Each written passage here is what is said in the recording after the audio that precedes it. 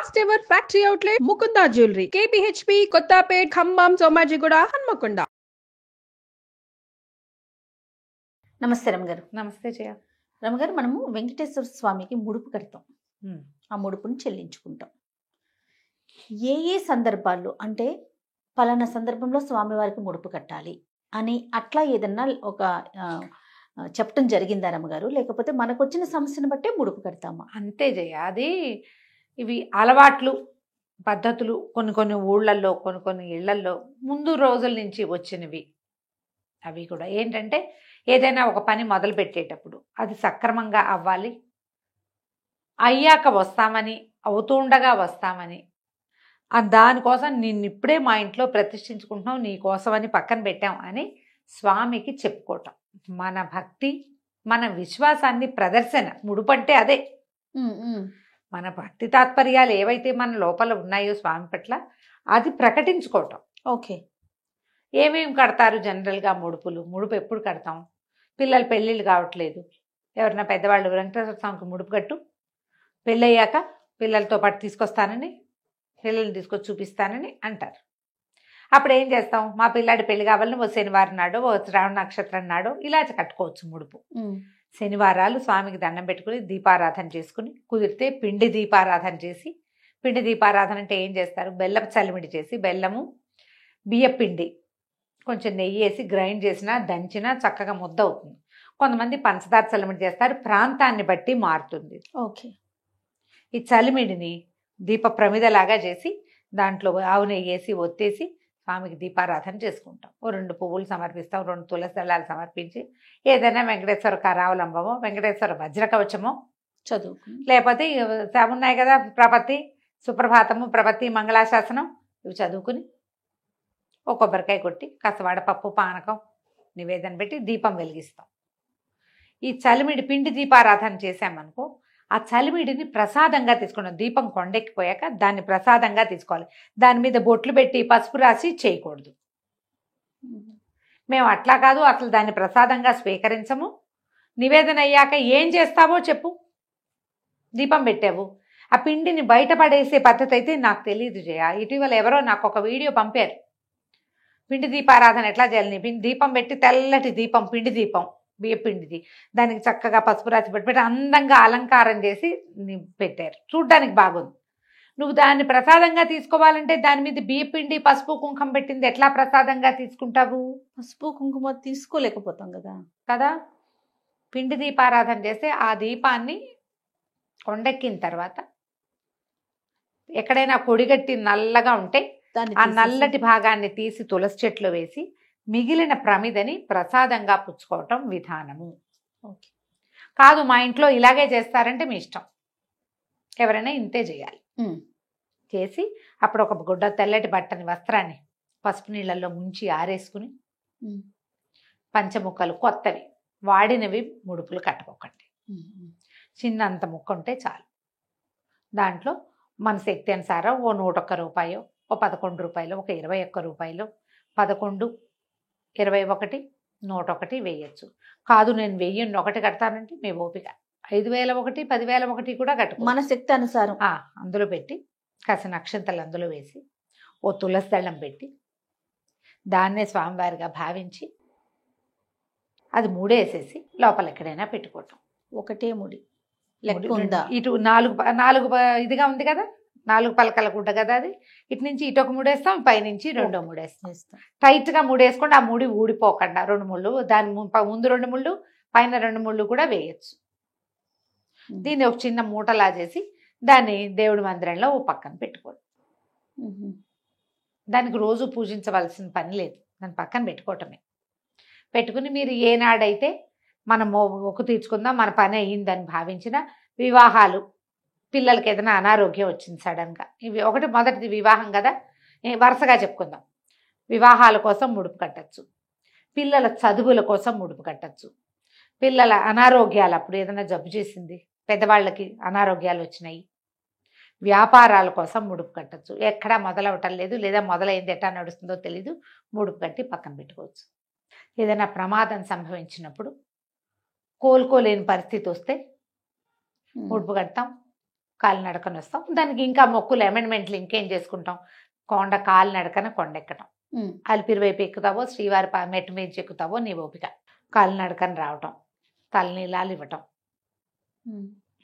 అక్కడి నుంచి ఆ శరీర అవయవాలు అక్కడ మనకు దొరుకుతూ ఉంటాయి, తిరుపతిలో కనపడుతూ ఉంటాయి కదా, అవయవాలు కొని వేయటం. ఏ భాగానికి ఇబ్బంది వచ్చిందో ఆ భాగం కొని వేయటం. సర్వావయవాలు వేసుకునే వాళ్ళు కూడా ఉంటారు. ఇల్లు కట్టడం కోసం, ఏదైనా వాకిళ్ళు కట్టడం కోసం, ఎప్పటికీ ఇల్లు ఏర్పడలేదు అని అప్పుడు ముడుపు కట్టి ఇల్లు కట్టుకున్నాక తీసుకెళ్ళి వేయటం. వీటన్నిటి కోసం వీటితో పాటుగా ఇంకా ఏమి ఇస్తారు, ఏదైనా సడన్ ప్రాబ్లం వస్తే ఇది ఇస్తాం, నిలువు దోపిడి. స్త్రీలు పురుషులు కూడా చేయొచ్చు నిలువు దోపిడి. ఎప్పుడు ఇస్తాం నిలువు దోపిడి? ఊరికే ఏదో వ్యాపారానికో పెళ్ళికో వాటికో నిలువు దోపిడీలు మొక్కం. ప్రాణాపాయ స్థితి వస్తే, ఇంకో దారి లేనప్పుడు, ఏం చేయాలో తెలియనప్పుడు నిలువు దోపిడీ కూడా మొక్కుకుంటారు. ఓకే. నిలువు దోపిడీ కూడా ఏదైనా ఒంటి మించి ఒక వస్తువు తీసి మేము నిలువు దోపిడీ ఇస్తామని ఆ వస్తువుని కూడా ముడుపులో వేసేసేయచ్చు. ఉంగరం వేయదలుచుకున్నాం, ఉంగరం అందులో వేసి మూట కట్టి పెట్టి పక్కన, ఈ రోజు నుంచి ఈ వస్తువు నీది. ఒంటి మించి అన్ని వస్తువులు తీయకపోయినా ఒక వస్తువు తీసి ముడుపు కట్టి ఏనాడు వెళ్తామో అప్పుడు మిగిలిన వస్తువులన్నీ అక్కడ సమర్పించుకోవచ్చు. ఇలా చేయొచ్చు. ఇక ఏముంది, ఇళ్ళు, పిల్లలు, అనారోగ్యాలు, సమస్యలు, వీటన్నిటికీ కూడా ముడుపులు కట్టచ్చు, కట్టి వేసుకుంటారు. ఇప్పుడు ఇది ఇళ్లలో వేరే ఒక పద్ధతి ఉందనుకో, ఇంట్లో పెద్దవాళ్ళు చెప్తారు మా వాళ్ళ పద్ధతి ఏదో, అలా చేసుకోండి అంతే.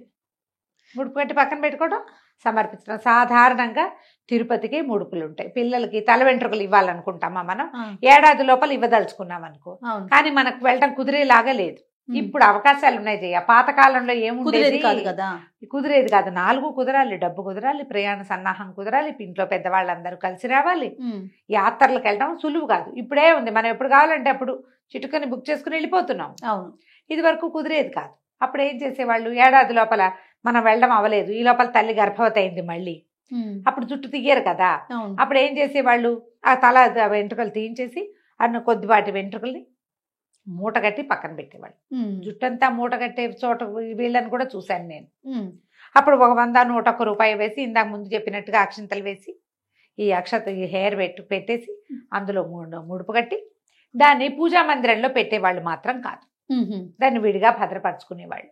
జుట్టు ఉంది కదా, అదే జుట్టు ఒకసారి తలమించి కిందకు వచ్చాక ఇంకా జుట్టుకు విలువ లేదు, అది పనికిరాదు.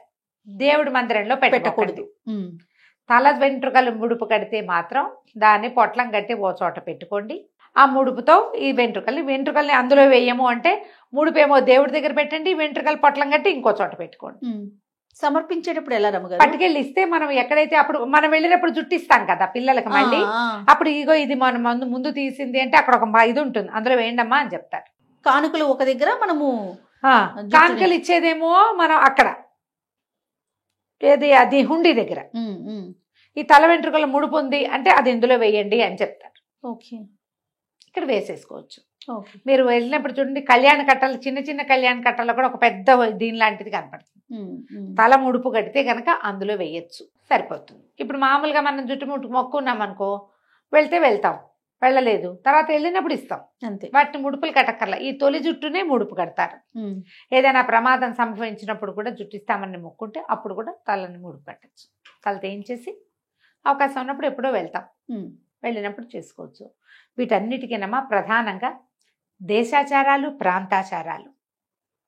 మన ప్రాంతంలో మామూలుగా మనకు ముడుపు అంటే వెంకటేశ్వర స్వామి, ఇది మన దేశాచారం. అవునవును. ప్రాంతాచారాలు నెల్లూరులో ఒక రకంగా ముడుపులు సమర్పిస్తారు, బందర్లో ఇంకో రకంగా సమర్పిస్తారు. అవి. మూడోది గృహ ఆచారాలు, మన ఇళ్లల్లో ఉండేవి, ఇంటి ఆచారం ప్రకారం.